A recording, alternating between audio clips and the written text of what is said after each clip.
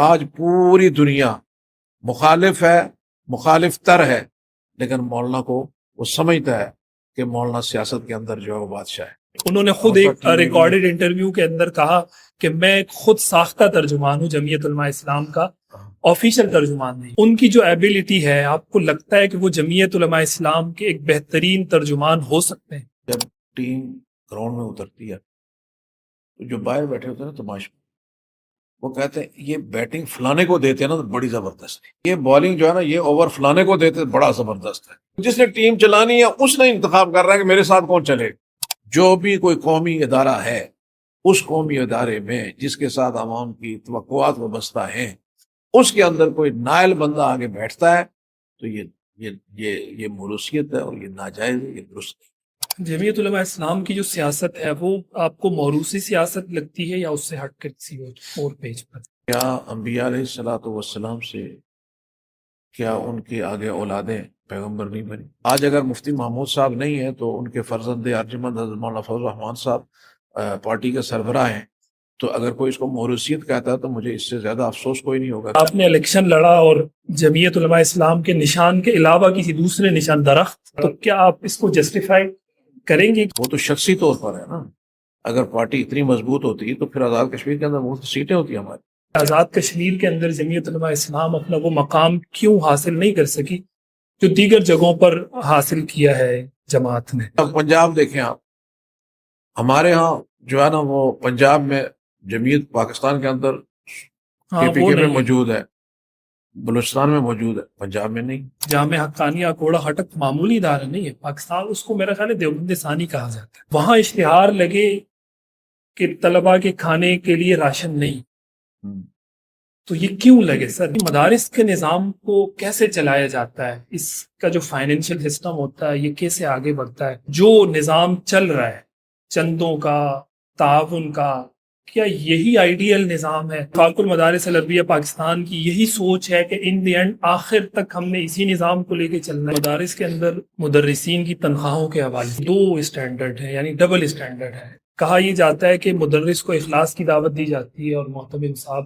خود شاید ان کو کسی اور چیز کی دعوت دی جا رہی ہوتی ہے۔ محتمم بہت کچھ برداشت کرتا ہے، اب اس کے باوجود اگر وہ متون ہے تو پھر یہ آپ نے آگے والی زندگی دیکھی ہے، وہ قسم پرسی نہیں دیکھی ہے، کس قسم پرسی سے گزرا ہے۔ مولانا حنیف جالندری صاحب سے ایک میرا ریکارڈڈ انٹرویو ہے، وہ آج بھی موجود ہے یوٹیوب کے اوپر۔ تو یہ سوال میں نے ان سے بھی کیا تھا اور اس سے قبل ہی اتفاقاً میں نے مولانا طلعت رحمانی صاحب سے سوال کر لیا تھا۔ یہ جو تنخواہوں کا مسئلہ ہے، وفاق المدارس اس حوالے سے آج تک کیوں کوئی کرائیٹیریا، کوئی باؤنڈری، کوئی شرائط و ضوابط نہیں بنا سکا کہ جی وفاق المدارس کے تحت رجسٹرڈ جو مدارس ہیں ان میں پڑھانے والے مدرسین کی منیمم تنخواہ یہ ہوگی؟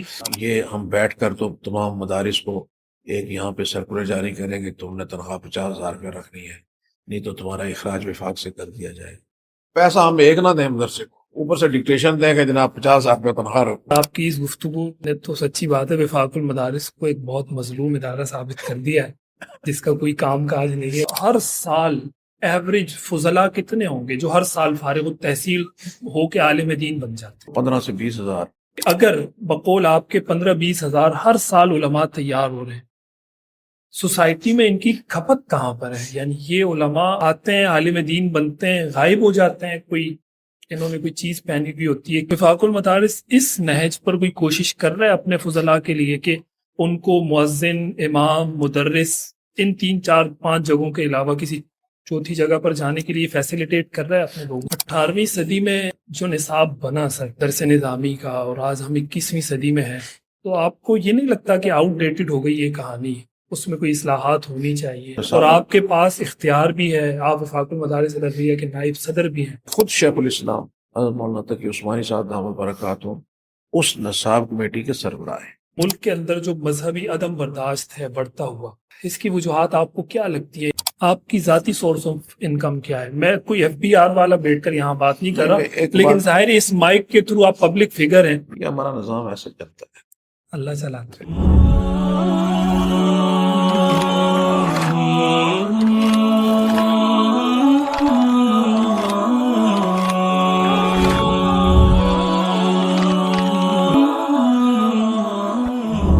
السلام علیکم ناظرین، عامر عثمانی پوڈ کاسٹ میں خوش آمدید۔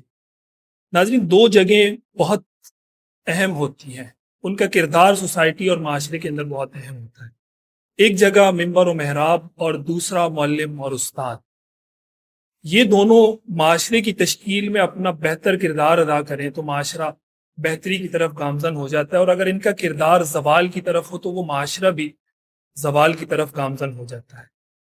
اس پلیٹ فارم سے میری کوشش رہی ہے کہ ہم انہی لوگوں کو بلائیں، ان کے ساتھ بات چیت کریں اور معاشرے کی بہتری اور اس سوسائٹی کو اچھی راہ پر گامزن کرنے میں کوئی کردار ادا کرنے کی کوشش کر سکیں۔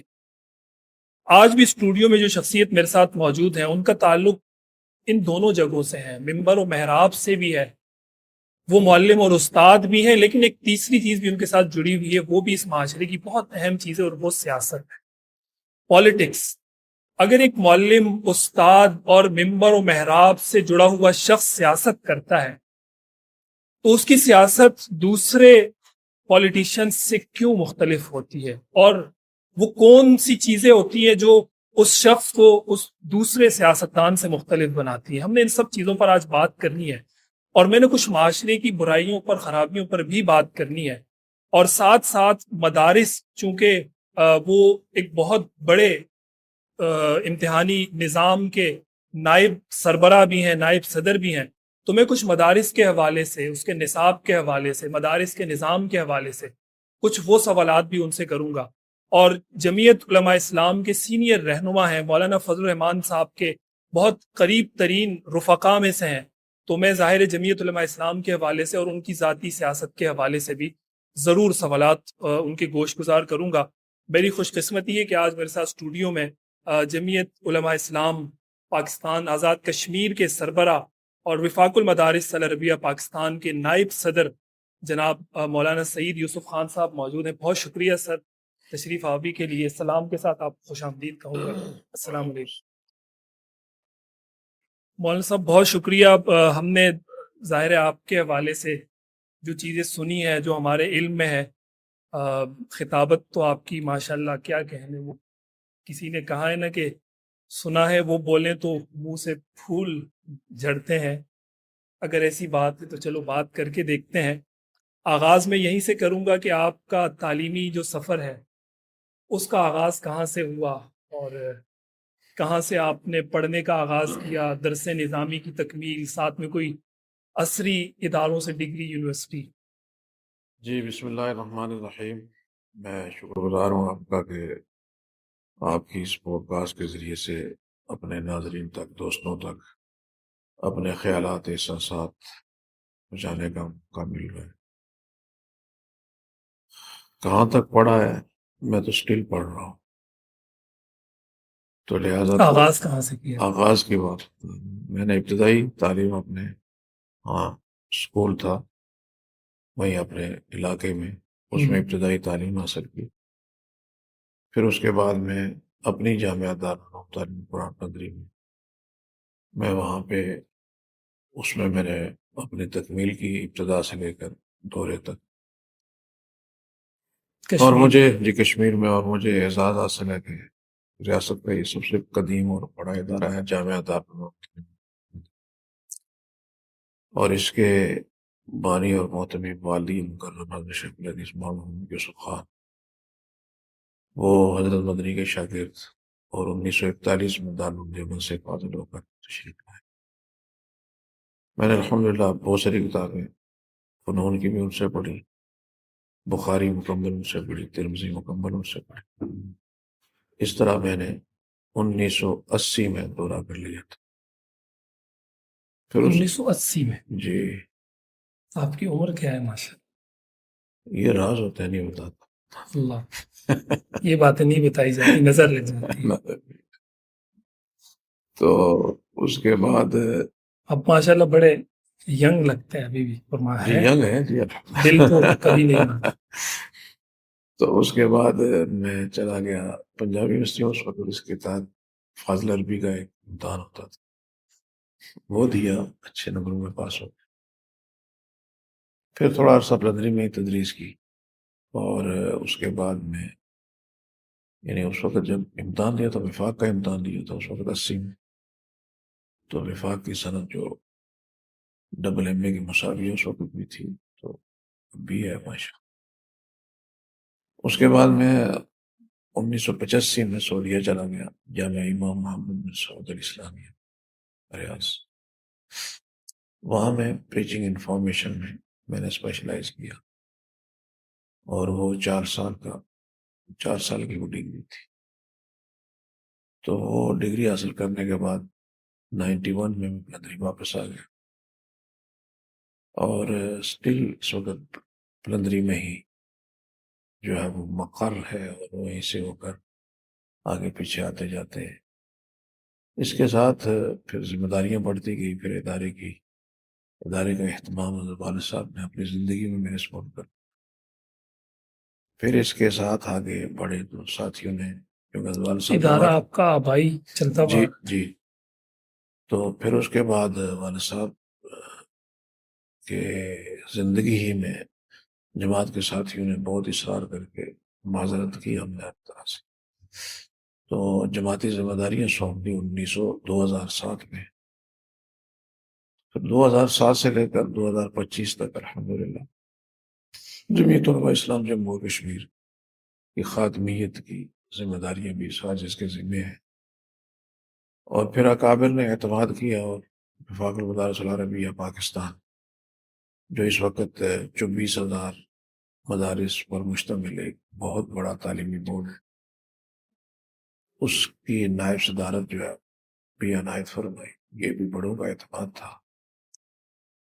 پھر اس کے ساتھ ہماری ریاست میں اسلامی نظریاتی کونسل ہے، اس کا ممبر رہا ہوں، پہلے بھی تھا، اب بھی کس ہوں، ٹینیور میں؟ اب بھی ہوں۔ اب بھی آپ ممبر ہیں، جی ایکٹیو جی، یہ کوئی تقریباً 6-7 سال سے وہاں بھی معذرت کی، لیکن معذرت پتنی قبول نہیں ہوتی کہیں، تو لوگ تو بڑے ترلے کر کے لیتے ہیں، ہم معذرت کر کے تو ہم تو ایسے لوگوں کو جانتے ہیں کہ جنہوں نے پتہ نہیں بہت کوششیں کی نظریاتی کونسل کی جی خدمت جی سے۔ بس۔ تو اس کے لیے کوئی پڑھنا پڑتا ہے کہ وہ آپ کہیں کہ معذرت وہ نہیں قبول کرتے ہیں؟ نہ بس کچھ کوئی وظیفہ ہے اس کا؟ نہیں، وظیفہ نہیں ہے، وہ اس ادارے کے لیے آپ کتنے سود مند ہیں، یہ جو ادارے والے ہیں ان کو پتہ ہوتا ہے کہ یہ بندہ ہمارے لیے کتنا سود مند، تو پھر بعض بوجھ ہوتے ہیں، بعض سود مند ہوتے ہیں، بوجھ کو قبول نہیں کرتے، سود مند کو چھوڑتے نہیں، تو یہ بنیادی تو مسئلہ۔ آپ کا ظاہر نظریاتی کونسل کی بات چھڑ گئی ہے، میں سیاست کی طرف آنا چاہ رہا تھا، لیکن اسلامی نظریاتی کونسل میں آپ کہہ رہے ہیں کہ ایکٹیو ممبر ہیں آپ کئی سالوں سے، جی اس میں آپ کا کیا ایکٹیو کردار رہا مختلف چیزوں میں؟ ظاہر ہے وہ سفارشی ادارہ ہے نظریاتی جی، کونسل، اس میں سفارش جتنے بھی ایکٹ بنتے ہیں وہ ایکٹ ہمارے پاس آتے ہیں، اور اس میں یہ ہوتا ہے کہ یہ ایکٹ جو ہے وہ قرآن و سنت کے مطابق ہے یا نہیں ہے، تو پھر ہم اس ایکٹ کو دیکھتے ہیں، پڑھتے ہیں، تو جہاں کہیں اس میں کوئی کمی کوتاہی ہوتی ہے تو اس کو درست کرتے ہیں۔ بہت سارے ایکٹ تھے، اور سینکڑوں کی تعداد میں ہم نے سفارشات کی ہیں، کچھ پہ عمل درآمد ہو رہا ہے، کچھ پہ نہیں ہوا ہے، اور وہ ابھی پائب الہم میں ہی ہے، اور ہم کہتے ہیں کہ اس کو حقیقی معنوں میں اس کو جو ہے اس پہ عمل درآمد کیا جائے، تو یہ کوشش ہے۔ حضرت والد مکرم رحمہ اللہ تعالیٰ بھی ممبر رہے، وہ 30 سال ممبر رہے نظریاتی کونسل، تو میں ان سے پوچھا کرتا تھا کہ جی آپ کیوں جاتے ہیں، کس لیے؟ انہوں نے بھی معذرت کی تھی، لیکن وہ جو ہمارے ہاں جو اس کا چیئرمین ہے وہ سپریم کورٹ کا چیف جسٹس ہوں، تو وہ آئے گھر پہ آ کے کہنے لگے جی ٹھیک ہے، اگر آپ نہیں آتے تو کل اللہ کے حضور ہم کہہ دیں گے کہ ہم اسلامی نظام کو سمجھنا چاہتے تھے لیکن مولانا نے ہمیں وقت لے دیا۔ تو یہ ایک ایسا جملہ تھا کہ اس کے بعد وہ کوئی معذرت نہیں کر سکے۔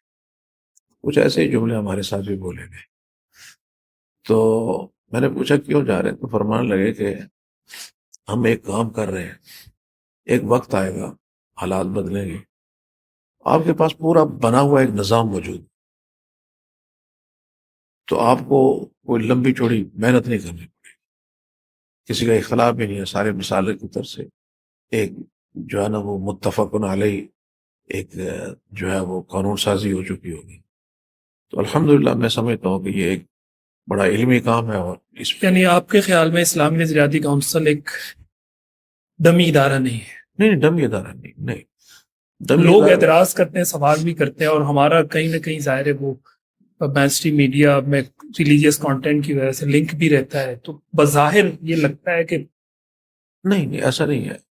اس کی بنیادی وجہ یہ ہے کہ یہ ایک کام ہو رہا ہے نا، سفارشات مرتب ہو رہی ہیں، ایکٹ آ رہا ہے، اور اس ایکٹ پر جو سفارشات ہیں وہ مرتب ہو رہی ہیں. ابھی جو چیئرمین صاحب ہیں ڈاکٹر راغب نعیمی صاحب، جی. تو وہ نہیں ہمارے اپنے اس کے اہل ہیں. نہیں ہمارے ہاں آزاد کشمیر میں اچھا، آپ کا نظریاتی کونسل الگ ہے. میں جی جی جی اس کا سمجھ رہا تھا، اور آپ آزاد جی جی کشمیر جی آزاد کشمیر. تو وہ مستقل ریاست ہے، لہٰذا اس لیے اس کا چیئرمین ہمارے یہاں چیف جسٹس سپریم کورٹ ہوتا ہے. درست. جی جی. جیسا آپ نے سیاست کی بات کی کہ 2007 میں غالباً، تو میں بتا رہا تھا کہ جو ہے نا وہ وفاقی ذمہ داری ہے، پھر کشمیر میں اتحاد تنظیمات مدارس اسلامی ہے، اس کی صدارت بھی جو ہے ہمارے کندھوں پہ ہے. پھر اسلامی یونیورسٹی ہے، انٹرنیشنل اسلامی یونیورسٹی اسلام آباد، اس کی بی او جی کا ممبر کو گزشتہ 6-7 سال سے ہو ہی رہا ہوں. اور اس طرح ورلڈ اسلامی مشن ہے، اس کا ممبر بھی چلا. تو اس طرح چھوٹی موٹی مصروفیات چلتی ہیں. 2007 کی غالباً آپ نے بات کی کہ آپ کو سیاست کے حوالے سے جماعت کی جی ذمہ داری جی ہے. جی تو کم و بیش کوئی 18 سال تو ہو گئے ہیں. جی. یہ سوال میرے پاس کچھ دوستوں کی طرف سے بھی آیا کہ آزاد کشمیر کے اندر جمعیت علماء اسلام اپنا وہ مقام کیوں حاصل نہیں کر سکی جو دیگر جگہوں پر حاصل کیا ہے جماعت نے. اور پھر ساتھ یہ بھی کہ شاید آپ نے الیکشن لڑا اور جمعیت علماء اسلام کے نشان کے علاوہ کسی دوسرے نشان، درخت آئی تھنک جو میرے پاس آئی بات، اس نشان پر آپ نے لڑا. تو کیا آپ اس کو جسٹیفائی کریں گے کہ یہ ایک تو اس نشان پر آپ نے کیوں الیکشن لڑا، اور جمعیت علماء اسلام کی آزاد کشمیر کے اندر غیر فعالیت کی وجہ؟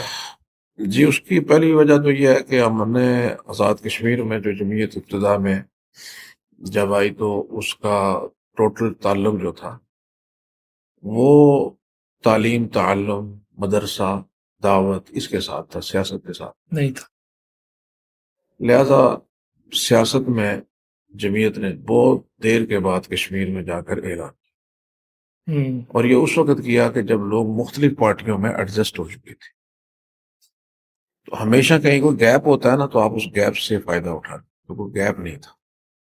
لہذا اٹریکشن ہوتی ہے، یا تو پاکستان میں آپ کی پارٹی ہو، برس اقتدار ہو، تو وہاں ایک دم جو ہے نا وہ اس کی نرسری پھوٹتی ہے، اور ایک دم جو ہے پودے لگتے ہیں اور پھل آنا شروع ہو جاتے.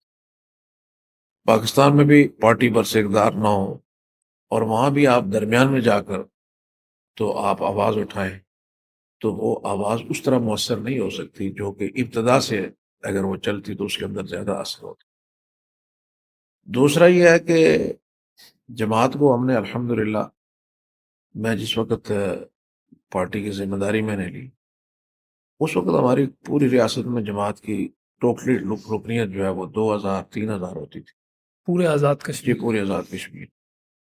تو ابھی پچھلے ہفتے الیکشن ہوئے ہمارے، اور الحمدللہ ہماری رکنیت جو ہے وہ 80,000 تک ہوئی. تو لہٰذا ہم نے گروتھ کی ہے، ہم نے پارٹی کو آگے بڑھایا.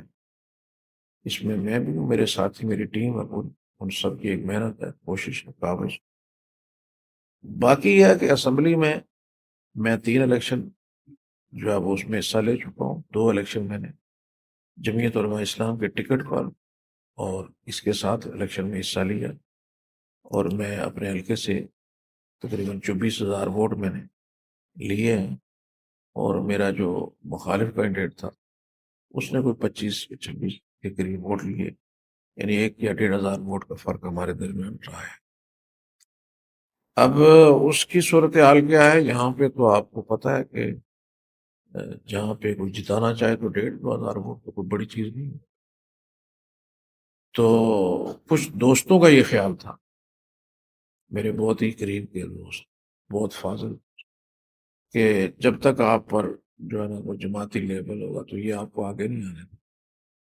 تو اگر آپ اس دفعہ ایک دفعہ ہماری مان کر تو آپ آزاد الیکشن میں حصہ لیں، کیونکہ میرے والد صاحب اسمبلی ممبر رہے ہیں، وہ بھی آزاد حیثیت سے الیکشن میں حصہ لیا تھا. انہوں نے کہا اگر انہوں نے آزاد حیثیت سے الیکشن میں حصہ لیا تو آپ کیوں نہیں لیتے؟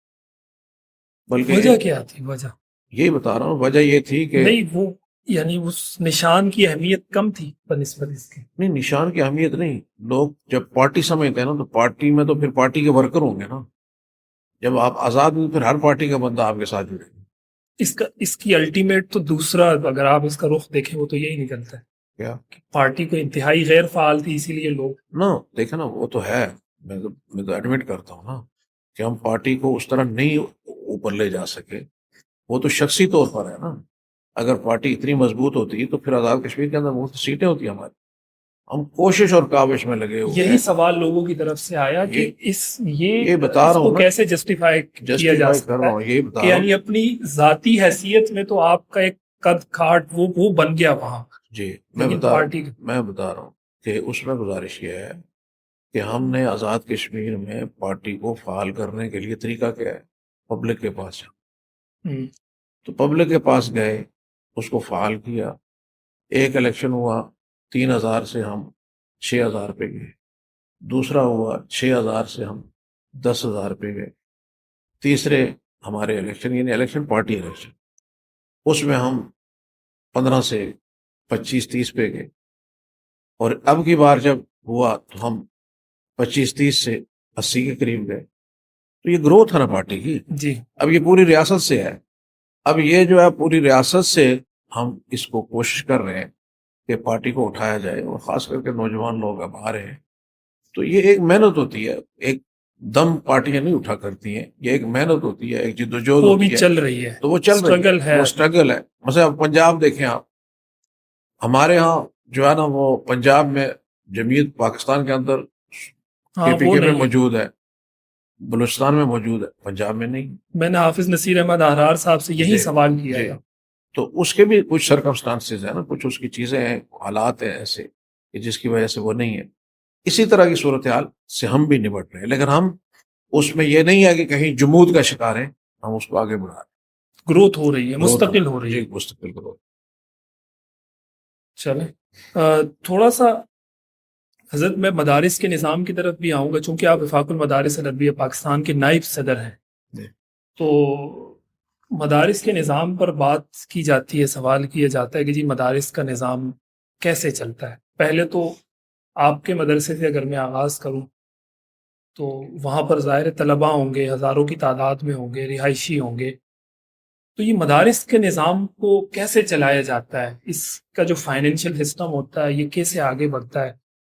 اور جو نظام چل رہا ہے چندوں کا، تعاون کا، کیا یہی آئیڈیل نظام ہے؟ اور وفاق المدارس العربیہ پاکستان کی یہی سوچ ہے کہ ان دی اینڈ آخر تک ہم نے اسی نظام کو لے کے چلنا ہے، یا کوئی انکم جنریشن پروجیکٹس وفاق المدارس اپنی سطح پہ، یا مدارس کو کوئی گائیڈ لائن دی جائے؟ اس حوالے سے کیا؟ اس میں دیکھیں، اور بات یہ ہے کہ مدارس کا جو نظام ہے وہ کسی سے کوئی ڈکا چھپا نہیں ہے، وہ ڈونیشنز پہ چل رہا ہے. ہر مدرسہ چھوٹا ہے بڑا ہے، اس کی بیس جو ہے وہ ڈونیشنز ہے اور اس پہ چلتا ہے. ہم جب بجٹ بناتے ہیں، پوری دنیا کے اندر بجٹ بنانے کا طریقہ یہ ہے کہ ہمارے سورس آف انکم یہ ہے، اتنی انکم ہوگی اور اتنا تخمینہ آئندہ سال. تو میں خود ایک طویل عرصہ ہو گیا، تقریباً 30-35 سال میرے اہتمام کو بھی ہو گئے. ہم نے آج تک سورس آف انکم کی مد میں 0 اور اخراجات یہ ہیں کہ یہ اتنے اخراجات ہم نے آئندہ سال کرنے ہیں. آپ کی ذاتی سورس آف انکم کیا ہے؟ میں کوئی ایف بی آر والا بیٹھ کر یہاں بات نہیں کر رہا، لیکن ظاہر ہے اس مائک کے تھرو آپ پبلک فگر ہیں، بات آ گئی ہے. ایک بات پوری کر لوں چلیں. تو پھر اس کے ساتھ جو ہے وہ اس کو کیا کہتے ہیں کہ جناب، جب اس کے آپ سورسز جو ہے وہ نہیں ہیں انکم کے، تو ایک طرف اخراجات ہیں، تو ہم اخراجات سامنے رکھتے ہیں، اور سال جب پورا ہوتا ہے تو یہ اللہ کا کرم ہے، اس کا فضل ہے، کوئی 1-2 لاکھ روپیہ اوپر بچت ہوئی ہوگی، نقصان شاید کم ہوا ہو. تو یہ سوائے اللہ کے کرم کے، سوائے اس کے فضل کے، اور کوئی چیز تیسری نہیں. باقی یہ ہے کہ آیا اس کو اسی طرح رکھنا ہے، ہم یہ سمجھتے یہی ہیں آئیڈیل. جی نہیں، آئیڈیل آپ دیکھیں یا نہ دیکھیں، لیکن ایک چیز ضرور ہے کہ آپ نے مدارس کی حریت کو قائم رکھنا ہے، ان کی آزادی فکر کو قائم رکھنا ہے، تو آپ کو گورنمنٹ پہ ڈیپینڈ نہیں کرنا۔ اور اسی طرح اگر آپ نہیں سر، نے، میں تو گورنمنٹ کی بات ہی نہیں کر نہیں رہا، میں بتا نہیں رہا ہوں، میں کراس سر ایک جی چھوٹا سا سوال، میں گورنمنٹ کی تو بات ہی نہیں کر رہا کہ آپ گورنمنٹ سے فنڈ لے کر، تعاون لے کر آپ وہاں اس سلسلے کو جو ہے نا آگے بڑھائیں اور چلائیں۔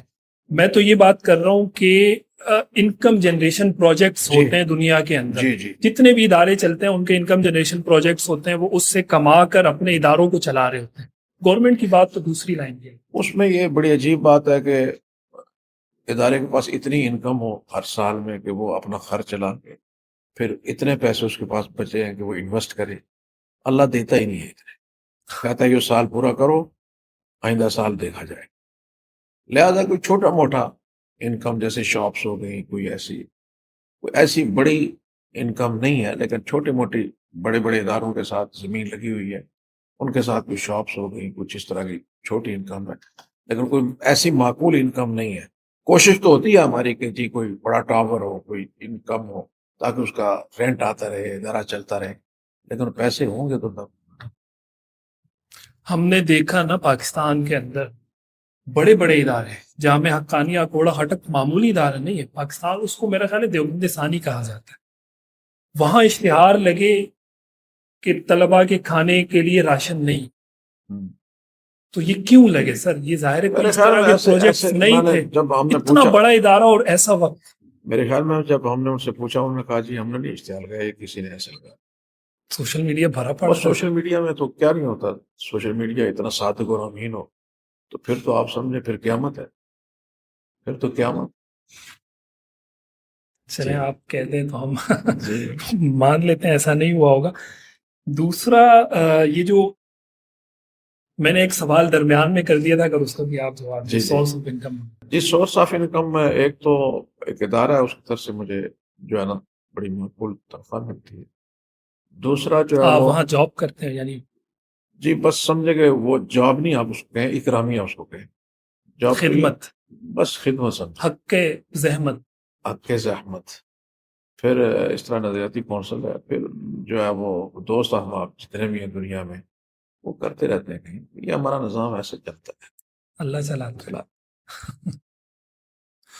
وہ مفتی حنیف قریشی صاحب سے سوال ہوا تھا، ہاں ریحان طارق صاحب ہمارے ہاں بڑے سینئر صحافی ہیں، انہوں نے کیا تھا، تو مفتی صاحب کہہ رہے تھے کہ خدمت ہو جاتی ہے، چلا دیتا ہے اللہ نظام، کسی مہینے میں کم ہو جاتی ہے، کسی میں زیادہ ہو جاتی ہے، بس سسٹم چلتا رہتا ہے۔ ان کی شاید اور طرح کی ہو، ہماری تھوڑی سی اور طرح کی وہ کہہ رہے تھے ربیع الاول میں بڑا اچھا نظام چل رہا ہے۔ نہیں، تو ہماری خطابت بھی تو آپ کی بڑی معروف ہے، وہاں سے بھی تو کوئی ہوگا۔ بس حضرت وہ ہم وہ خطیب نہیں ہے کہ آج بھی جمعہ پڑھایا نا، ادھر تو ان سے پوچھ لیں کہ کتنا ہے بیگ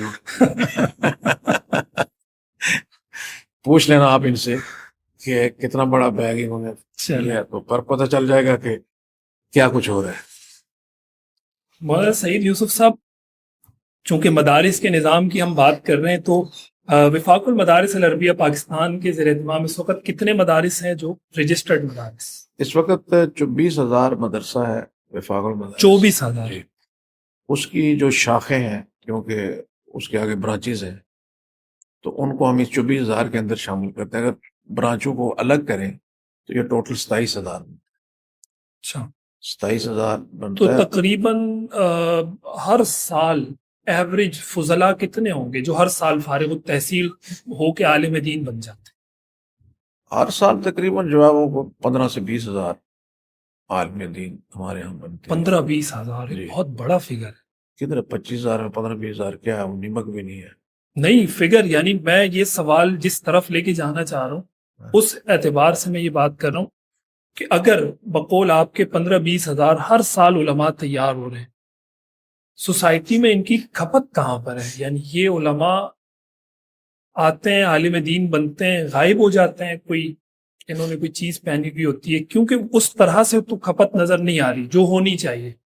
یعنی ظاہر ہے کہ اگر آپ یہ کہیں کہ ایک عالم دین کا، اب آپ کے خیال میں ایک عالم دین کن کن شعبوں میں جا کے کام کر سکتا ہے، اس کو کیا کرنا چاہیے؟ میرے خیال میں عالم دین کو ہر شعبے میں کام کرنا چاہیے، البتہ اس کے لیے پرائرٹیز جو ہے، ترجیح جو ہے وہ تدریس اگر اس کی جاری رہے گی، کسی جگہ بزنس کرے، کچھ سب کچھ کرے، لیکن وہ درس اور تدریس کے ساتھ اگر وہ منسلک رہے گا تو اس کے علم میں تازگی رہے گی، اس کا علم جو ہے وہ ٹھیک رہے گا۔ میں باوجود اس کے کہ بہت عدیم الفرصت ہوں، بہت سارے کام ہیں، بہت ساری چیزیں ہیں، آپ میرا شیڈول دیکھیں تو آپ کو پتہ چلے گی، صبح دوپہر شام، اس کے باوجود میں نے آج تک اسباق نہیں چھوڑے، اچھا، اس کے باوجود نہیں چھوڑے، چمٹا ہوں۔ جس طرح ایک بندے کو طوفان آتا ہے نا تو وہ آگے پیچھے دھکیلتا ہے، لیکن یعنی جو آپ کتاب پڑھا رہے ہوتے ہیں اس کی تکمیل لازمی کرتے جی ہیں۔ جی جی جو نصاب ہے اس کو پورا کرتے ہیں ہم۔ اور میرے پاس تقریباً گزشتہ جو ہے وہ تقریباً کتنے 18 سال سے بخاری شریف ہے جلد ماشاء اول، اللہ۔ تو کوشش کرتا ہوں کہ اس کو پورا کروں، اور الحمدللہ آتے جاتے جس وقت بھی موقع ملتا ہے میں کلاس لیتا ہوں۔ تو اس لیے ایک تو یہ ہے کہ جی ایک تو اس کے ساتھ منسلک، دوسرا اگر کوئی بزنس کرے تو اس کے لیے کوئی معنی نہیں، اس کو بزنس کرنا چاہیے۔ تیسرا یہ کہ وہ عصری علوم کو حاصل کر کے تو گورنمنٹ جو جابز ہیں ان کے اندر جائے تب بھی کوئی حرج نہیں ہے۔ لہذا ہمارے ساتھیوں کو، علماء کو ہر مجال کے اندر جانے میں کوئی حرج نہیں ہے، لیکن بنیاد ان کی مسجد مدرسہ ہے، بنیاد ان کی دعوت الی اللہ ہے، بنیاد ان کی کلمہ خیر ہے، یہ ان کی بنیاد ہے، تو اس کو لے کر آگے چلیں، مجال مفتوح ہے ان کے لیے۔ وفاق المدارس اس نہج پر کوئی کوشش کر رہا ہے اپنے فضلاء کے لیے کہ ان کو مؤذن، امام، مدرس ان 3 4 5 جگہوں کے علاوہ کسی چوتھی جگہ پر جانے کے لیے فیسیلیٹیٹ کر رہا ہے اپنے لوگوں کو؟ جی اس وقت ہمارے اگر کر رہا ہے تو وہ جی کیا فیسیلیٹیشن؟ اس وقت ہماری عاملہ میں یہ معاملہ آیا تھا تو میں نے اس میں ایک تجویز رکھی تھی، اور حضرت شیخ الاسلام دامت برکاتہ نے اس کو بڑی پذیرائی بخشی تھی، اور وفاقی سطح پر تو ابھی نہیں ہو سکا، لیکن بہت سارے ادارے ہیں جنہوں نے CSS شروع کر رکھا ہے، تو وہ اپنے طالب علموں کو 1 سال کا کورس کراتے ہیں CSS کا، اور وہ بچے جو ہے وہ جاتے ہیں اور امتحان دیتے ہیں مقابلے کا، اور جا کر تو گورنمنٹ جاب کرتے ہیں۔ تو لہٰذا میں یہ سمجھتا ہوں کہ اس کو انشاءاللہ آگے بڑھ کر تو اس میں CSS کا کورس جو ہے وہ ہم یہ بھی شامل کر دیں گے کہ وفاق کے تحت CSS تو سر ایک شعبہ ہے نا، میڈیا ہے جی جی اور دسیوں نہیں، میں شعبے ہیں۔ ایک بنیادی بیوروکریسی ہے نا، ملک تو سب سے پہلے بیوروکریسی ہوتی ہے جس نے ملک کو کتنی کامیابی ملی ہے، جی کتنے لوگ علماء بیوروکریسی میں گئے ہیں؟ نہیں میں کہہ رہا ہوں یہ ابھی سٹارٹ کر رہے ہیں نا ہم نے، اچھا ابھی سٹارٹ ہوا نہیں نہیں؟ ہوا ہے، اداروں کی حد تک تو ہو چکا ہے، 2 3 ادارے ہیں جن کو میں ذاتی جانتا ہوں، وہ گزشتہ 4 5 سال سے انہوں نے شروع کیا ہو، وفاق کی سطح پر ابھی شروع نہیں ہوا، انشاءاللہ کوشش کریں گے کہ وفاق کی سطح پر بھی اس کو شروع کیا جا سکے۔ اس طرح مختلف کورسز ہیں، آج دنیا بڑی وسیع ہے، ہمارے ہاں تو بنیادی طور پر جو بچہ ہے اس کو قرآن و سنت سے متعارف کرانا، یہ ہے بنیادی طور پر جو ہمارا ایم ہے یا مقصد ہے۔ یعنی ایک اس مدرسے کا کام یہ ہے، جی یہ بنیادی اوریجنل کام جی اوریجنل کام تو یہ ہے، پھر اس کے بعد اس کی اپنی صلاحیت ہے کہ اگر وہ میڈیا کی طرف جانا چاہتا ہے، وہ کسی اور چیز کی طرف جانا چاہتا ہے تو وہ جائے۔ میں نے جو ہے وہ پریچنگ انفارمیشن میں اسپیشلائز کیا، 4 سال میں کیا جاتا، تو اس کے بعد میں صحافی نہیں بنا، میں کسی ٹی وی پہ کوئی اینکر نہیں بنا، میں وہی درس و تدریس اور اس کے اندر لگا، تو ورنہ یہ ساری چیزیں ہم نے پڑھی کس طرح جو ہے وہ کیا ہے، کس طرح فلاں چیز۔ جی 18ویں صدی میں جو نصاب بنا سر درس نظامی کا، اور آج ہم 21ویں صدی میں ہیں، تو آپ کو یہ نہیں لگتا کہ آؤٹ ڈیٹڈ ہو گئی یہ کہانی؟ اس میں کوئی اصلاحات ہونی چاہیے، کوئی ترامیم ہونی چاہیے، کوئی نصاب بدلنے کی طرف بات چیت ہونی چاہیے، کچھ نئی جدید چیزیں نصاب کے اندر شامل حال ہونی چاہیے؟ اصل میں جو اور نصاب آپ کے پاس اختیار بھی ہے، آپ وفاق المدارس العربیہ کے نائب صدر بھی ہیں۔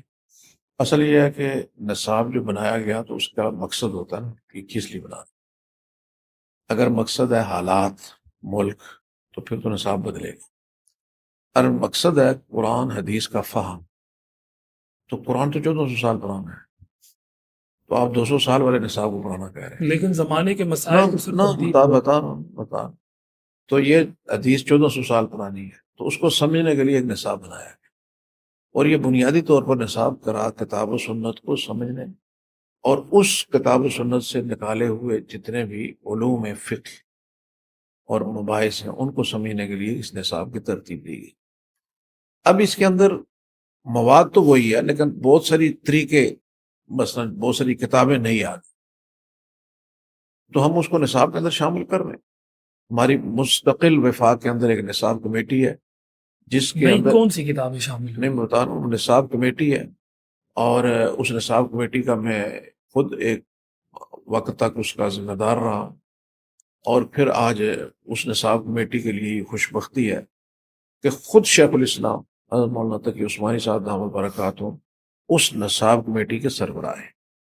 تو لہٰذا جب اتنا بڑا آدمی جو دنیا اور علوم دینیہ اور دنیاوی ان سے پوری طرح متمتع بھی ہے، آگاہ بھی ہے، تو جب وہ اس نصاب کمیٹی میں بیٹھ کر تو چیزوں کو دیکھ رہے ہیں تو ہمیں امید کرنی چاہیے، یقین رکھنا چاہیے کہ انشاءاللہ العزیز اس نصاب میں کسی طرح کی اگر کوئی کمی ہے تو وہ اس کو دور کر دیں۔ حال ہی کچھ تبدیلیاں اگر ہوئی ہوں تو وہ آپ بتا سکتے ہیں؟ جو اس میں کچھ اس طرح کی کوئی بڑی تبدیلی نہیں ہے، لیکن کچھ چیزیں جو ہے ہم نے کتابوں کی حد تک ان کے کچھ ابواب، کچھ مثلا الہاد پر کچھ اس طرح نئی چیزیں ہیں ان کو داخل مطالعہ کیا، کوشش کر رہے ہیں کہ ان کو نصاب کا حصہ بنایا جائے۔ اس طرح کی بہت ساری چیزیں جو ابھی آ رہی ہیں۔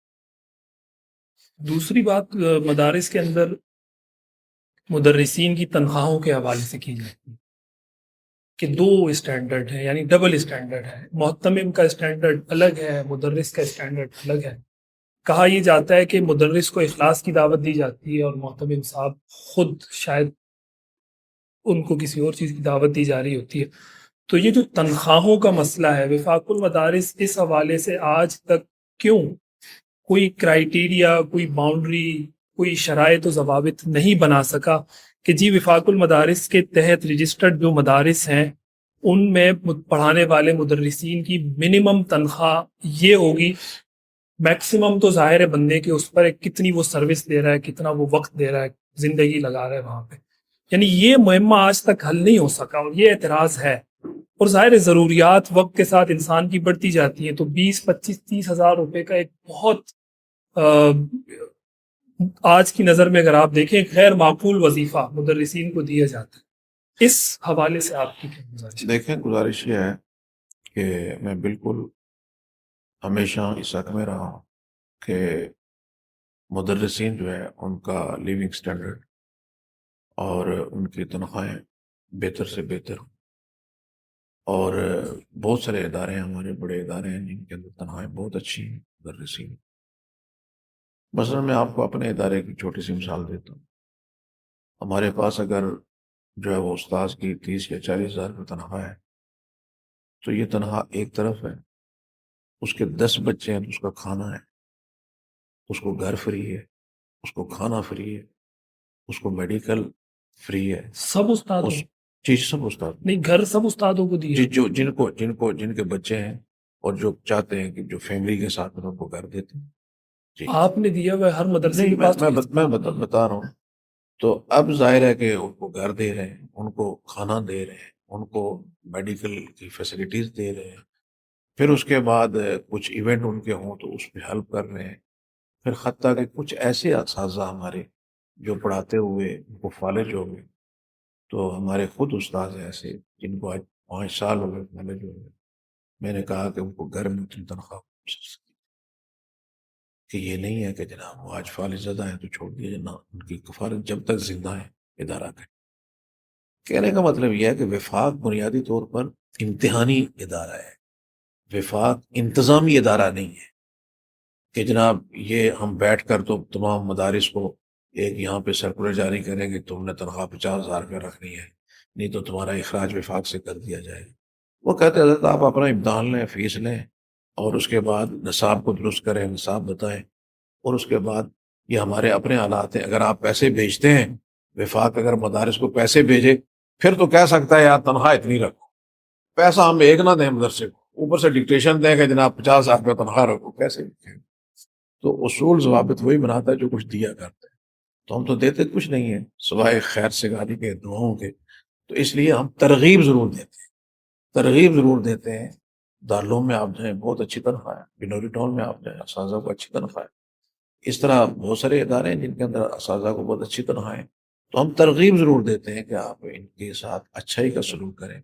اور مولانا رفیع عثمانی صاحب اور اس آپ کی پوڈ کاسٹ کے ذریعے سے اگر اساتذہ محترم حضرات بھی سن رہے ہیں تو میں یہ پیغام بھی دوں گا، اور ہم نے عملاً تجربہ کیا ہے کہ جب بھی ادارے پر کوئی تنگی یا سختی آئے تو لوگ تنخواہیں کم کرتے ہیں. ہم نے اسی وقت اس تنخواہ میں اضافہ کیا. اللہ نے وہ مالی تنگی جو ہے وہ ان تنخواہ کے اضافے کی وجہ سے ختم. تو لہٰذا اس کے اندر جو ہے نا وہ اپنے چادر دیکھ کر تو پاؤں پھیلانا یہ ایک بنیاد ہے، لیکن ہم چادر کو بھی تھوڑا لمبا کرتا جا رہے ہیں اور پاؤں بھی. حضرت آپ کی اس گفتگو نے تو سچی بات ہے وفاق المدارس کو ایک بہت مظلوم ادارہ ثابت کر دیا ہے جس کا کوئی کام کاج نہیں ہے. وہ نہیں، صرف نہ کام میں کاج سچی آپ نے کہا کہ وہ ہم کچھ دیتے ہی نہیں ہے تو کیا ہم ڈکٹیشن دیں گے یا کیا اصول ضابطہ نہیں، بنا ظاہر ہے وفاق کے مدرسے کسی کو کچھ نہیں دیتا نا. نہیں، چلیں وفاق المدارس کے تحت جو امتحانات ہوتے ہیں اس میں آنے کے لیے جو مدرسین آتے ہیں پیپر چیک کرتے ہیں ان کو بڑی اس میں معقول بہت اچھا. ارے سر میں نے پوچھا تھا ان سے، میں نے مولانا حنیف جالندری صاحب سے ایک میرا ریکارڈڈ انٹرویو ہے ہاں وہ آج بھی موجود ہے یوٹیوب کے اوپر. ہاں تو یہ سوال میں نے ان سے بھی کیا تھا اور اس سے قبل ہی اتفاقاً میں نے مولانا طلعت رحمانی صاحب سے سوال کر لیا تھا کہ یہ کتنی آپ دیتے ہیں اجرت ان لوگوں کو جو وہاں پہ آتے ہیں. وہ جو بتائی گئی وہ انتہائی نامعقول. 20 سال بڑھا دی گئی، ڈبل شاید اس سے کتنی زیادہ. ہوگی مجھے زبانی یاد نہیں ہے اس وقت، لیکن تقریباً ایوریج؟ میرے خیال میں ہفتے کا ان کو مل رہا ہوگا 15-20 ہزار روپیہ. ادارہ ان کو کھانا دیتا ہے، ادارہ رہائش دیتا ہے، ساری فیسلٹیز دیتا ہے. ایک ہفتے کے لیے 15-20 ہزار روپیہ ان کو مل جاتا ہے نگرانی کا. تو اس کے بعد باقی آنے جانے کا خرچہ ہے وہ بھی ملتا ہے. تو یہ تو کوئی کمرشل چیزیں تو ہے نہیں ہے نا جی. ہاں یہ تو ہے کوٹ لیکن مارا جو لوگ اس کے ساتھ جڑے ہوئے ہیں ان کے ساتھ بھی تو ضروریات جڑی ہوئی ہیں، وہ خوش وہ ہے کہاں سے پوری کریں؟ نہیں خوش ہے پوری. کبھی نہیں نا سر، وہ اصل میں میں آپ سے کبھی چھوٹی سی دیکھیں عمر، میں چھوٹی سی گزارش دیکھیں بیٹا، کبھی آج تک کوئی مولویوں نے احتجاج کیا ہو مدرسین نہیں نا، وہ آپ کے سامنے نہیں کرتے سر، وہ ہمارے سامنے آگے کرتے ہیں نہیں کہ یار ان مسئلوں پہ بات کریں نا، یہ ذرا ان لوگوں تک یہ بات پہنچائیں نا، ان سے پوچھیں نا ہم کیا کریں، ہماری غلطی کیا ہے. ہم نے مطلب پڑھ لیا، درس نظامی کی تکمیل ہو گئی، لیکن یہ ہمارے مسئلے ہیں، جینون مسئلے ہیں، ہم نہیں کر پا رہے، کیا کریں سر؟ وہ آپ کے سامنے احتجاج نہیں کرتے، مروتاً نہیں کرتے سر. نہ ایسا نہیں ہے، ایسا نہیں ہے. میں اپنی بات تو نہیں کروں گا کیونکہ ہمارے ساتھ جو مدرسین کا تعلق ہے وہ کبھی محتمم اور مدرس کا تھا ہی نہیں. ہم نے ہمیشہ اپنے بھائیوں والا تھا، اور بلا تکلف جو اساتذہ ہمارے ساتھ بات کرتے ہیں، کبھی کوئی وہ تحکم اور اس طرح کی چیزیں ہم نے قریب بھی نہیں آنے دی. آپ اصل میں سب کو اپنی اس پر کمپیئر کر رہے ہیں، تو ہر محتمم تو آپ کی طرح نہیں ہے. تو اس میں کوشش ہے ہماری کہ ہم دوسرے کو ترغیب دے سکتے ہیں. وہ جن حالات کے اندر ادارہ چلا رہا ہے، بعض یعنی میرے حالات اور ہوں گے، دارالعلوم کراچی کے حالات اور ہوں گے، بنوری ٹاؤن کے حالات اور ہوں گے. وہ بلوچستان میں بیٹھا ہوا ایک مرد بلندر ہے، اس کے حالات بالکل اور ہوں گے. وہ جناب پہاڑوں میں کہیں بیٹھا ہوا ایک بندہ ہے، اس کے حالات بالکل اور ہوں گے. اس کو شاید کتنے محتمم ایسے حضرت، یہ چند محتمموں کے دیکھا نا، وہ آپ نے آگے والی زندگی دیکھی ہے، وہ قسم پرسی نہیں دیکھی ہے، کس قسم پرسی سے گزرا ہے. میرے والد المکرم رحمہ اللہ تعالی جو ہے انہوں نے زندگی ساری گزاری ہے وہاں پہ بیٹھ کے. تو آخری مدرسے سے آخری جو تنخواہ تھی نا، یہ 2010 میں، وہ ان کو 15,000 روپے میں. تو گزارش یہ ہے کہ وہ کس کرم میں انہوں نے 70 سال گزارے اور کس طرح انہوں نے زندگی گزاری یہ ہمیں پتہ ہے، اور کس طرح میرا رب نظام چلا رہا ہے. تو اس لیے یہ ہے کہ بہت لوگ مشکل کے اندر جو ہے وہ کر رہے ہیں، اور محتمم بہت کچھ برداشت کرتا ہے. یہ نہیں ہے، محتمم نے استاد کے لیے گھر فراہم کیا، مدرسہ فراہم کیا، کتاب فراہم کی، دفاعی فراہم کی، اس کے لیے طلباء فراہم کیے، اس کے لیے سارے ماحول، اس کے لیے ساری انوائرمنٹ فراہم کی. تو اب اس کے باوجود اگر وہ متون ہے تو پھر یہ ٹھیک ہے، جواب آ گیا آپ کی طرف سے. ملک کے اندر سر یہ جو مذہبی عدم برداشت ہے، وہ میں اختتام کی طرف جاؤں گا. کو ایک دو سوالات بڑے اہم ہیں، اس کو کرتے ہوئے مجھے اندازہ ہے آپ نے جانا ہے. ملک کے اندر جو مذہبی عدم برداشت ہے بڑھتا ہوا، اس کی وجوہات آپ کو کیا لگتی ہے؟ علامہ اقبال نے کہا تھا نا، فرقہ بندی ہے کہیں اور کہیں ذاتیں ہیں، کیا زمانے میں پنپنے کی یہی باتیں. شعر و شاعری میں تو آپ ماشاءاللہ کمال ہے. میں چاہوں گا کچھ اشعار بھی آپ ضرور ہمیں سنائیں. تو اس کی آپ کو کیا وجہ لگتی ہے اور اس کا حل کیا ہو سکتا ہے آپ کے؟ دیکھیں، گزارش یہ ہے کہ یہ اللہ کا کرم ہے کہ جب بھی کوئی اصولی موقف آیا، ملک کے اندر نفاذ شریعت کی بات آئی، سارے جتنے بھی مسالے گئے ایک پیج، کسی جگہ آپ کو اختلاف نہیں. آپ ملک کے اندر جو ہے وہ ناموس رسالت کی باری ہے، سارے مسالے کا آپ کو ایک پیج پہ نظر، کوئی کسی طرح کی وہ نہیں. یہ الگ بات ہے کہ ایک عالمی ضغط ہے، عالمی دباؤ ہے. اس عالمی دباؤ اور اس عالمی ضغط کے اندر ہماری گورنمنٹیں بے بس ہو جاتی، اور اس بے بسی کے اندر جو ہے وہ ایسے اقدامات کرتے ہیں کہ جو اقدامات کتاب و سنت کے منافی. اور جب کتاب و سنت کے منافی ہیں تو وہ ہمارے بنیادی آئین کے منافی، کیونکہ ہمارے آئین میں واضح دو ٹوک لکھا ہے کہ اس ملک کے اندر کوئی ایسا قانون بن ہی نہیں سکتا جو کتاب و سنت کے منافی. تو لہٰذا اس صورتحال سے جو ہے وہ اس وقت ہم سارے کے سارے جو ہے وہ اس کو دیکھ رہے ہیں. تو انشاءاللہ العزیز وقت گزرنے کے ساتھ ساتھ حالات بہتر ہو رہے ہیں. لوگ زیادہ، ہمارے جو لوگ ہیں، علماء ہیں، وہ ان چھوٹی چیزوں کو صرف نظر کر کے آگے کی طرف بڑھنے میں زیادہ خیر محسوس کر رہے ہیں. اور اس کی ایک زندہ مثال آپ نے 3-4 دن پہلے اتحاد امت کانفرنس کی صورت میں آپ نے دیکھی کہ اس میں جتنی بھی چیزیں تھیں وہ ڈسکس کی گئی، ساری امت ایک پلیٹ فارم پہ آپ کو نظر آئے گی. اور انشاءاللہ العزیز کو ہم آگے اور بڑھائیں گے تاکہ امت کے اندر اتفاق اور اتحاد زیادہ نظر. جمعیت علماء اسلام کی جو سیاست ہے وہ آپ کو موروثی سیاست لگتی ہے یا اس سے ہٹ کر کسی اور پیج پر؟ دیکھیں، یہ ایک پروپیگنڈا ہو سکتا ہے. موروثی سیاست، کیا انبیاء علیہ الصلوۃ والسلام سے کیا ان کے آگے اولادیں پیغمبر نہیں بنی؟ حضرت ابراہیم ہیں، ان کے بیٹے اسحاق ہیں، اسحاق کے بیٹے یعقوب ہیں، یعقوب کے بیٹے یوسف ہیں. کیا یہ موروثیت ہے؟ موروثیت وہاں پہ جو ہے وہ اب حضرت موسیٰ علیہ الصلوۃ والسلام ہیں، جب ان کو نبوت ملتی ہے تو وہ اپنے بھائی کے لیے دعا کرتے ہیں، اللہ اس کو میرا وزیر بنا. تو انہوں نے کہا جاتا کہ آج کا کوئی ہوتا ہے جناب تو وہ کہتا دیکھو جی یہ تو جو ہے نا وہ موروثیت ہے اور انہوں نے اپنے بندے کو آگے کیا ہے. تو یہ نہیں ہے. وجہ اس کی یہ ہے کہ اگر وارث جو ہے وہ اہل ہو تو وہ اس کاز کے ساتھ باقی شخص کی بنسبت زیادہ جو ہے نا وہ اس کے ساتھ اس کی اٹیچمنٹ ہو. تو لہٰذا اگر جماعتوں کے اندر، پارٹیوں کے اندر اگر اس طرح کی صورتحال ہے کہ اس کے اندر ان کا نائب جو ہے وہ اہل ہے، تو میرے خیال میں اس کو موروثیت نہیں کہیں گے. آج اگر مفتی محمود صاحب نہیں ہیں تو ان کے فرزند ارجمند حضرت مولانا فضل الرحمان صاحب پارٹی کے سربراہ ہیں. تو اگر کوئی اس کو موروثیت کہتا ہے تو مجھے اس سے زیادہ افسوس کوئی نہیں ہوگا. کیوں کہ آج پوری دنیا مخالف ہے، مخالف تر ہے، لیکن مولانا کو وہ سمجھتا ہے کہ مولانا سیاست کے اندر جو ہے وہ بادشاہ ہے. مولانا جو ہے وہ فراست، سمجھ، دانائی، بینائی، دور اندیشی، اس سب کے اندر جو ہے مولانا ایک خاص مقام رکھتے ہیں. تو جب یہ صورتحال ہے کہ ایک بندہ اتنا لائق فائق ہے تو آپ اس کو چھوڑ کر اس لیے کہ یہ مفتی محمود صاحب کا بیٹا ہے ایک تیسرے بندے کو لے آئیں کہ جس نے جماعت کو ابھی دیکھا ہی نہیں ہے، تو یہ جناب موروثیت کے خلاف ہے. میرے خیال میں یہ بہت چھوٹا سا سوال ہے. لہٰذا یہ ایک پبلک کے اندر اس طرح کی ایک چیزیں اٹھتی رہتی ہیں. لہٰذا انہیں بتایا جائے موروثیت اس وقت زہر ہے جب نااہل آدمی اہل نہ ہو، ہاں جب ایبل نہ ہو جو، ہاں بالکل، اس کو اگر بٹھائیں گے تو یہ موروثیت ہے اور اس کے مخالف. اگر یہ مدارس میں ہو تب بھی، جس جگہ بھی ہو، جس جگہ بھی ہو، جو بھی کوئی قومی ادارہ ہے، اس قومی ادارے میں جس کے ساتھ عوام کی توقعات وابستہ ہیں، اس کے اندر کوئی نائل بندہ آگے بیٹھتا ہے تو یہ موروثیت ہے اور یہ ناجائز ہے، یہ درست.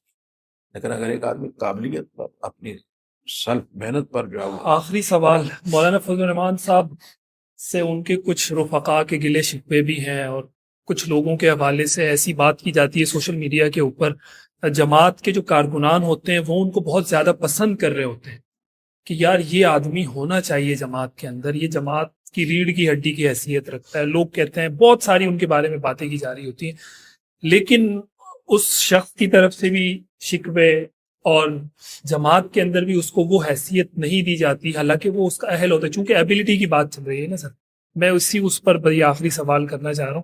مثال کے طور پہ میں نام لے لیتا ہوں حافظ حمداللہ صاحب.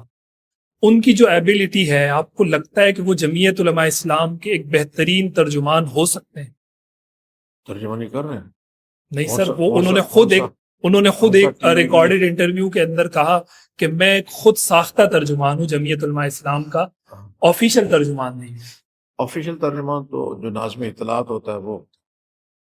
تو آپ کو لگتا ہے کہ وہ اس کے اہل نہیں ہے؟ نہ میں کیوں کہوں کہ اہل نہیں. یہ میرے دیکھنے کی بات نہیں، یہ تو مولانا کے دیکھنے کی ہے کہ جو اہل ہے یا نہیں. ٹیم کو انہوں نے یہ بھی شکوہ کیا اس کے اندر کہ میں صرف وہ بات کوٹ کرنا چاہ رہا ہوں جو ایبلٹی کی ہو رہی ہے. سر یہ زیادتی ہو جائے گی اگر ہم اس طرف آ گئے ہیں.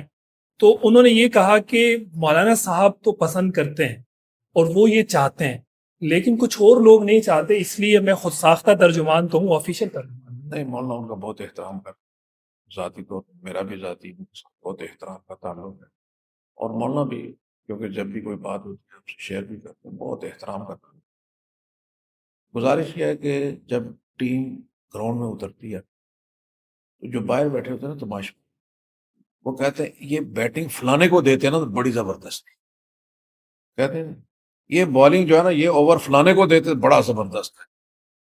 وہ جو باہر بیٹھا ہوا ہے، یہ آپ عمران خان صاحب والی بات ہے. ٹھیک ہے، یہ جو باہر بیٹھا ہوا ہے وہ تو وہاں سے ایڈوائز کرتا ہے جناب کہ فلانے کو یہ دے فلانے کو. جس نے ٹیم چلانی ہے اس نے انتخاب کر رہا ہے کہ میرے ساتھ کون چلے. تو لہٰذا مولانا نے ٹیم چلانی ہے، مولانا نے جماعت چلانی ہے، تو لہٰذا یہ ان پر بنتا ہے کہ وہ اپنے ساتھ کس ٹیم کو جوڑنا چاہتے ہیں. تو یہ امیر ہونے کی حیثیت سے ان کو پورا اختیار ہے. باقی یہ ہے کہ اس کے اندر کیا سرکمسٹانسز ہیں، اس کے اندر کیا حال احوال ہے، ہو سکتے ہیں کچھ ممکن ہے ان کے شکوے جائز ہوں، درست ہوں. ان پہ باقاعدہ کوئی ڈبیٹ بنائی جائے، باقاعدہ اس پہ بات کی جائے. تو ایسے لوگوں کو پھر انشاءاللہ آپ مطلب اس پر بھی ہونی چاہیے. نہیں بالکل کیوں نہیں. بہت شکریہ مولانا سعید یوسف خان صاحب، آپ نے وقت دیا اور بڑی اچھی آپ سے گفتگو رہی. ناظرین، ہم نے سوالات کیے ہیں. اگین یہ انٹرویو جب نشر ہوگا بہت سارے لوگ اس میں حق میں بھی بات کریں گے اور ظاہر ہے مخالف بھی ایسے ہوں گے، لیکن ہم ہمیشہ کوشش کرتے ہیں کہ وہ تمام سوالات ہم رکھنے کی کوشش کریں جو اس شخصیت سے ریلیٹڈ ہوتے ہیں، ان سے متعلقہ جو چیزیں ہوتی ہیں اس کو پڑھ کر اور پھر اس کو سوال کی صورت میں ان کے سامنے رکھتے ہیں. ہرگز اس کا مقصد کوئی طنز طعنہ تشنیع اس طرح کی کوئی چیز نہیں ہوتی ہے. تو آج بھی ہم نے مولانا صاحب کے سامنے سوالات رکھے ہیں، انہوں نے بڑی خندہ پیشانی کے ساتھ بڑے ہنستے کھیلتے انہوں نے جوابات دیے ہیں. اور بس ایک میرا وہ رہ گیا شکوہ، شعر کوئی نہیں سنا ہے مولانا صاحب نے. میں چاہتا ہوں کہ اگر دو شعر کوئی سناتے ہیں آپ کی. شعر کے آج صورت کافی خراب ہے، طبیعت جو ہے نا وہ خطابت کے حوالے سے جو آپ کا ایک چرچا رہتا ہے ماشاءاللہ. چلے وہ انشاءاللہ نیکسٹ ٹائم پھر سنیں گے. تو اس پوڈ کاسٹ سے اجازت دیجیے، اپنے میزبان عامر عثمانی کو اگلی میں ملاقات ہوتی ہے.